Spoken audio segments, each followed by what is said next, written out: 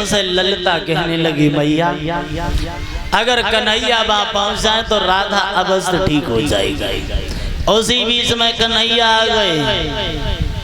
राधा ने कन्हैया को देखा तो कहने लगी मैया यशोदा के कन्हैया एक बात बता तो ये जादू मंत्र कहाँ से सीख गया? तो कन्हैया कहने लगे मैया हमने ऐसे ही गाय ना चराई व जमुना पे। ललिता बोली है श्याम राधा को किसी सर्प ने डस लिया है तुम चलो। तो कन्हैया कहने लगे हे मैया क्या तुम्हारी अनुमति है? तो यशोदा कहने लगी जाओ और राधा को ठीक करके आने।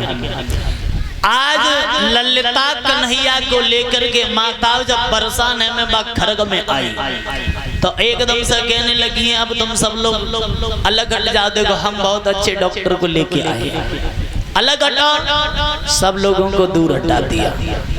कन्हैया राधा के पास बैठ गए। राधा को हाथ पकड़ के देखो नवज बोल रही है।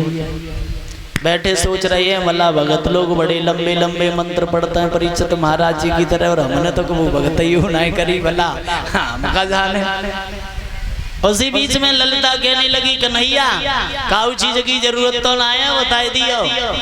कन्हैया सोचने लगे भगत गतई में न जाने खाए खाए की जरूरत बत्ते हमें तो जाओ नहीं मालूम है।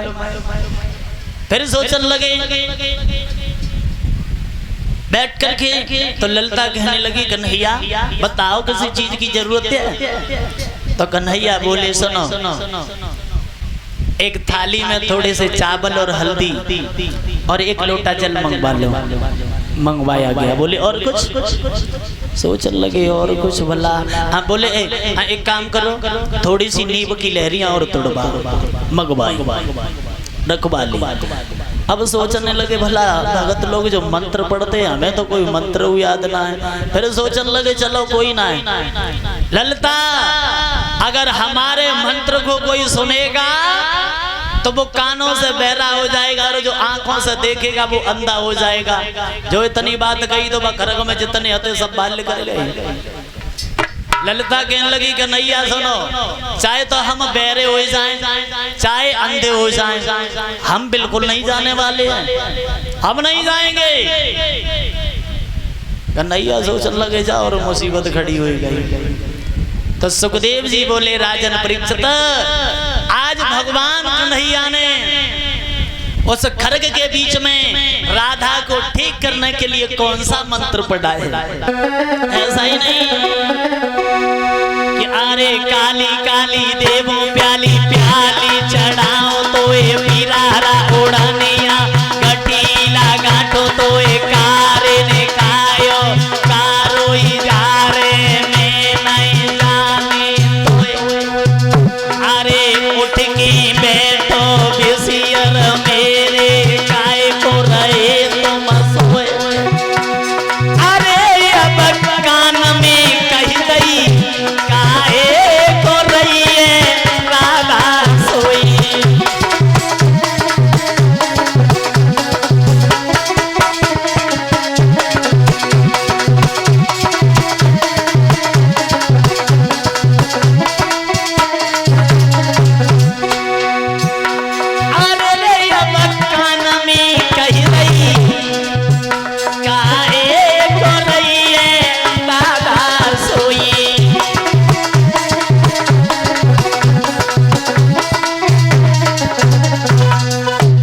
जो भगवान ने कान में कही राधा, राधा ने झट्टा खोल ली। उठ के बैठने को वही कन्हैया कहने लगे धरी रहो रुक जा। भगवान बोले राधा कैसी तबीयत है, कहीं दर्द तो नहीं हो रहा है? तो राधा बोली पहचानो कहीं दर्द हो रहा है कि नहीं हो रहा है? कि हर ने पूछा क्या हालत है? राधा बोली तुम ही जाना।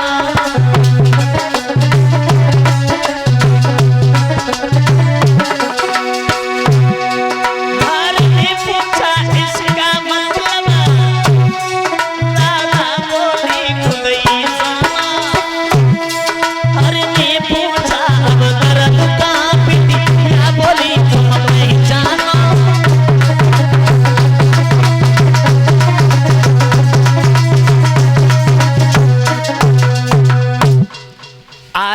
भगवान कहने लगे राधा, अगर ये सब कुछ ढंग में करना नहीं जानता तो तुमने तो भला हमारी बेइज्जती कराने पर तुली पड़ी ये सब कुछ क्यों किया? तो राधा माता हंस करके कहने लगी, श्याम उस घर के अंदर जब तुम मेरे सामने खड़े होकर के जब हंसने लगे तो मेरे दिमाग में ये बात गूंज गई कि अब मैं जिस किसी को भी देखूंगी तो बिना कन्हैया की इस मोहनी मूरत को, मुस्कुराती हुई सूरत के अलावा किसी दूसरी वस्तु को नहीं निहारूंगी। आज मेरे भाइयों भगवान कहने लगे, धन्य है राधा, हम खुश हैं तुमसे, तुम्हें ये वरदान देते हैं भला हम रहें या चले जाएं, लेकिन ये मोहनी मूरत कभी तुम्हारे दिल से दूर नहीं होगी।